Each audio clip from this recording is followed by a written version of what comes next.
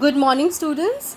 In this YouTube channel, we will share and read all the Communicate with Cambridge course book 4 contents. So, we will start with our first content. Our first content is the house with golden windows. घर जिसके golden windows थे. The house with golden windows, chapter number 1. Read the story about a boy who set off to look for golden windows. इस story में हम एक लड़के के बारे में पढ़ेंगे जो गोल्डन विंडोज़ की तलाश में निकलता था. Long, long ago in a village in Scotland, a boy named Stevie lived on a farm. बहुत दिनों पहले की बात है. स्कॉटलैंड के एक विलेज में एक लड़का रहता था जिसका नाम था Stevie.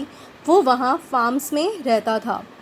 Every day after school and during the weekends, Stevie helped his father in the field and took care of the farm animals. But at the end of each day, when the work was done and the sun began to down, there came an hour which was all his own.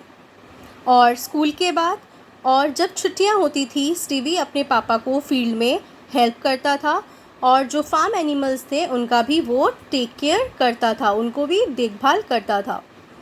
मगर जब दिन का आखिरी समय होता था, जब सब काम हो जाता था, ख़त्म हो जाता था और सूरज भी अब डूबने को तैयार है, उस समय जो टाइम होता था वो उसका खुद का टाइम था.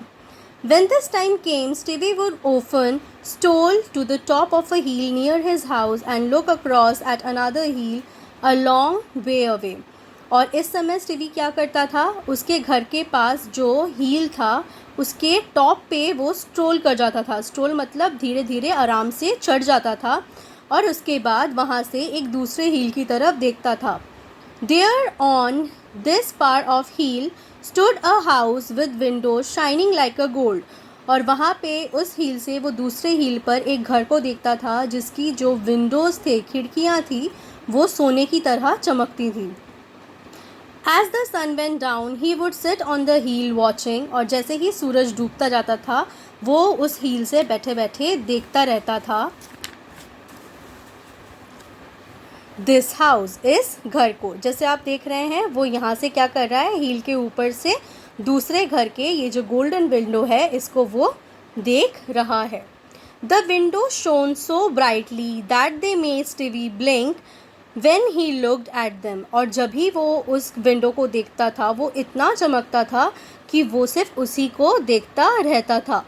ब्लिंक मतलब होता है आँखों को बंद करना जल्दी से और जल्दी से खोलना.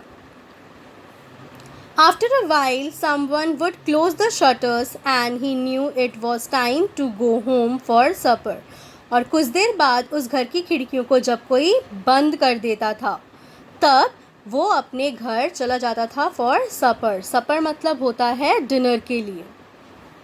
One Saturday, Stevie's father told him, "You earned a holiday." एक दिन सैटरडे के दिन शनिवार को स्टीवी के पापा ने उसे कहा कि आज तुम्हारी छुट्टी है. Take a day off today and try to learn something good. आज तुम छुट्टी लो और कुछ अच्छी चीज़ें सीखो.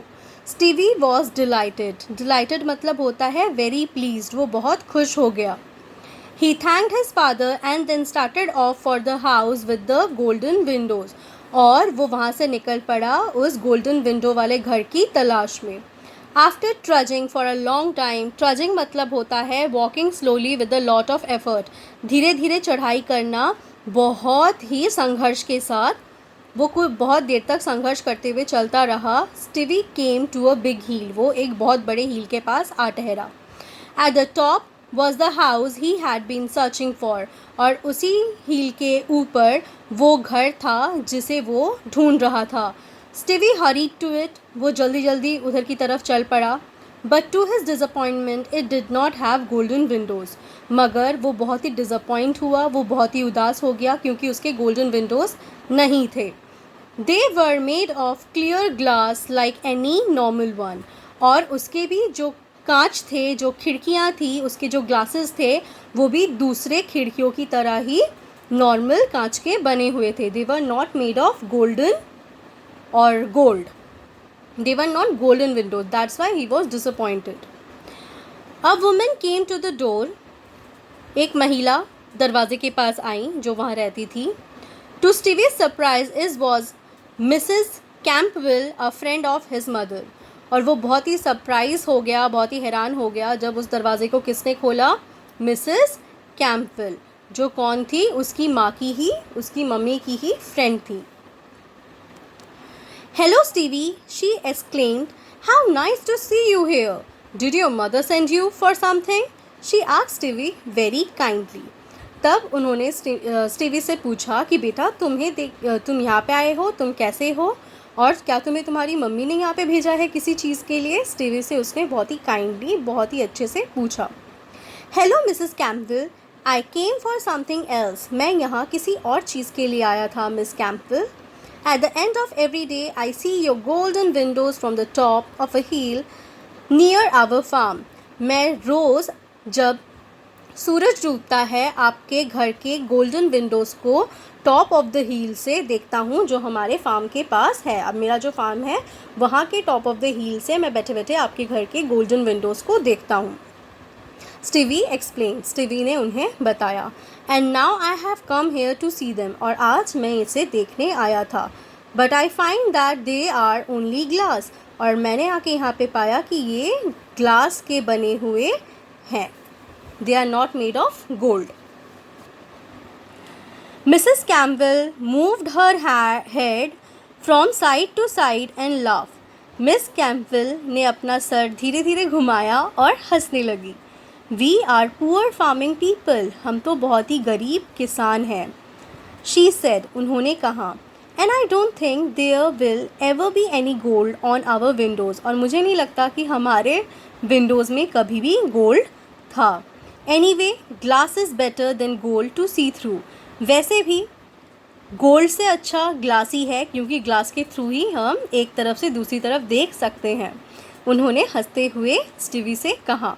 She asked Stevie to sit down and rest. उन्होंने स्टीवी से कहा कि तुम बैठ जाओ और यहाँ रेस्ट करो. She bought him a cup of milk and some cake. वो स्टीवी के लिए एक कप दूध और थोड़े केक खाने के लिए लाई. She then call her little girl Paula, a child of his own age, to sit with him. और उसके बाद उन्होंने अपनी बेटी पॉला को बुलाया, जो कि उसी के एज की थी. Mrs. Campbell went back to her work, leaving the two children together to talk and play. और उसके बाद मिस कैम्पबेल अपने काम को वापस लौट गई और दोनों बच्चे बात करने और खेलने लगे. Stevie and पॉला wandered around her family's farm. Stevie और पॉला अपने फैमिली फार्म की तरफ घूमने लगे. मतलब वो पॉला के घर पर आया हुआ था, तो पॉला उसे अपना फार्म दिखाने लगी, जैसे आप यहाँ पे इस पिक्चर में भी देख सकते हैं. पॉला showed him her black calf. उसने उसे अपने ब्लैक काफ से मिलाया, जिसका नाम था princess. That had a white star on its forehead. जिसके की सर पे एक वाइट स्टार था. They crept up to the roof to see her cat and her kitten. और उसके बाद वो धीरे धीरे चढ़ते हैं. क्रैप मतलब होता है धीरे धीरे चढ़ना, क्रॉल करते हुए चढ़ना. वो अपने रूफ़ पर चढ़े, रूफ़ मतलब छत पे चढ़े, ताकि वो अपनी बिल्लियों और किटन से भी स्टीवी को मिला पाए.